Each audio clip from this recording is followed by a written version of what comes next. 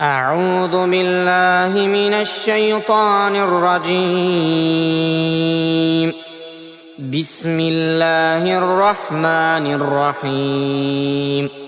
فأما من أوتي كتابه بيمينه فيقول هاؤم اقرءوا كتابيه إني ظننت أني ملاق حسابيه فهو في عيشة راضية في جنة عالية قطوفها دانية كلوا واشربوا هنيئا بما أسلفتم في الأيام الخالية.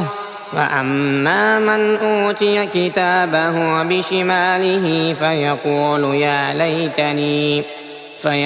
يا ليتني لم أوت كتابيه ولم أدر ما حسابيه يا ليتها كانت القاضية ما أغنى عني ماليه هلك عني سلطانيه خذوه فغلوه ثم الجحيم صلوه ثم في سلسلة ذرعها 70 ذراعا فاسلكوه إنه كان لا يؤمن بالله العظيم ولا يحض على طعام المسكين فليس له اليوم هاهنا حميم ولا طعام إلا من غسلين لا يأكله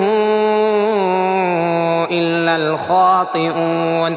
فلا أقسم بما تبصرون وما لا تبصرون.